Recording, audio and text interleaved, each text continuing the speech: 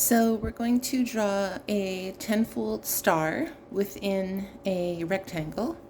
So here's one unit, and then we have, on this example, we have 3 units, but here we have just 1 unit.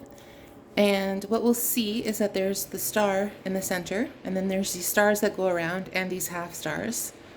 Technically the stars should all be regular, but this was a first attempt and some of the stars are a little bit irregular.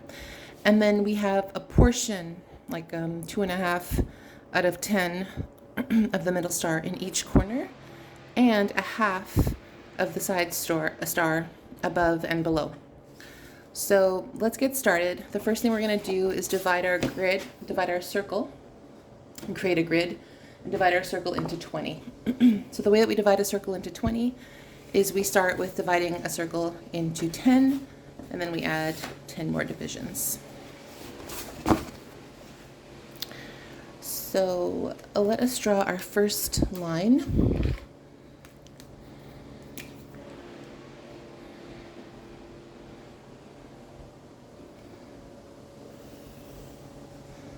And then I'm working with a radius that's a little bit large, 13.5. Everything is going to be contained within the circle.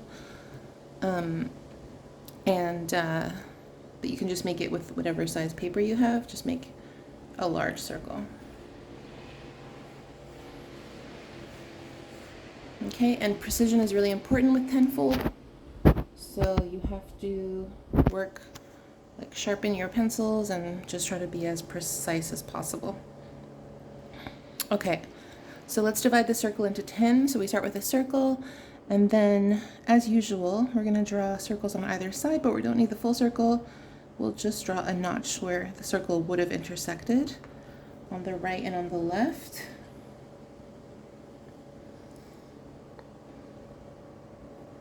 Okay, and then we're going to place the ruler where those intersections occurred, and we're going to draw a notch on our first line.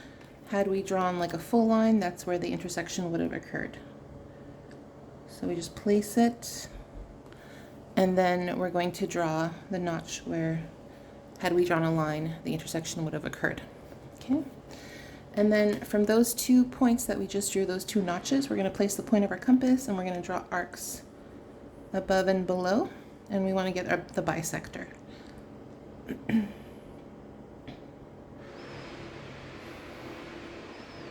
So as long as your arcs intersect each other, you're good. And then let's draw that bisector by connecting those 2 arcs with the center, and we can extend the line. Okay. So we're doing the tenfold division. Next thing we're going to do is place the point of the compass on one of the notches. We only have to do it on one side. And we're going to draw a circle within our circle. And it's actually, the diameter is really half of the original. But we're not going to measure with the ruler, we're going to measure visually. So you can check it on both sides. And if you're happy with it, you may have to do like a micro adjustment. If you're happy with it, then you commit to the circle. And then the last step is to get the point, that circle, the center of the circle, which is that notch that we drew, and the very bottom where our line and our circle intersect. We place the ruler there, and we draw a notch on our inside circle.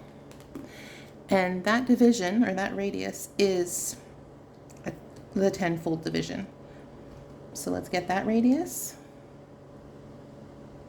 You can check it. And now these are our points. Okay, so we got the points. These are 2 points below. Let's see if above, let's see how we did. So mathematically this is the correct way, but sometimes just with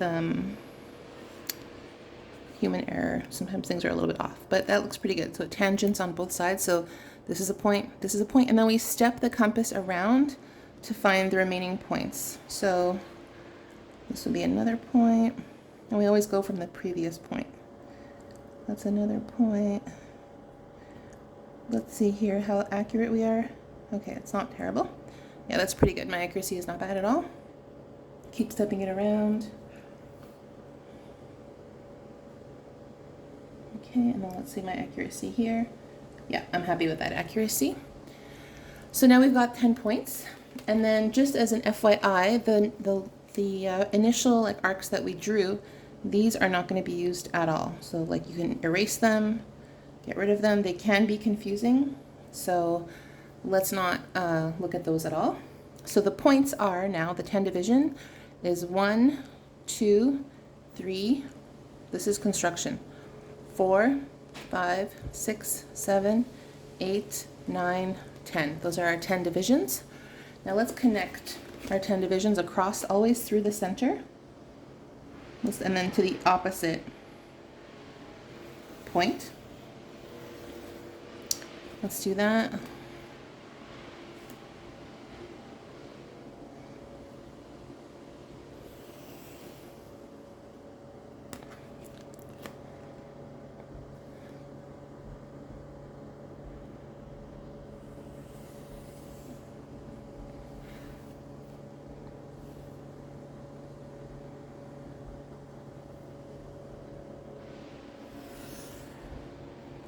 Okay, and so now we have our 10 divisions. As I said, 1, 2, 3, 4, 5, 6, 7, 8, 9, 10.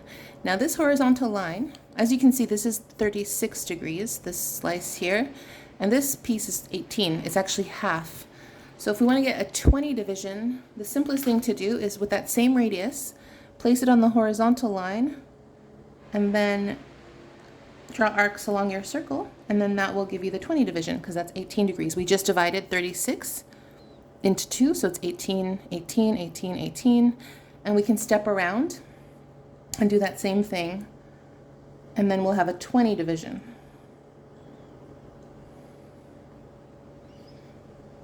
Okay, and we can always check it, like we can check our accuracy. Okay, I'm pretty happy with that.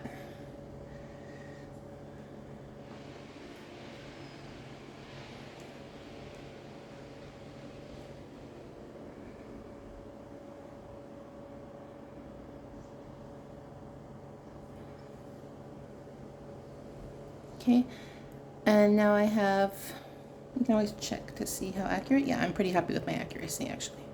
Yeah.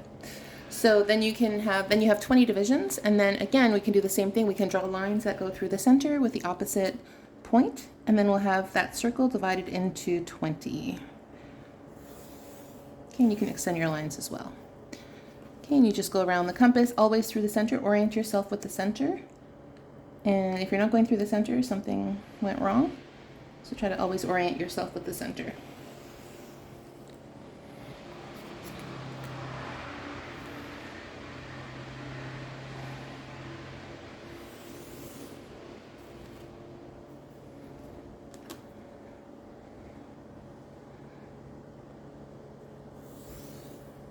Just like that. And now we have 20. So we have 1, 2, 3, 4, 5, 6, 7, 8, 9, 10, 11, 12, 13, 14, 15, 16, 17, 18, 19, 20.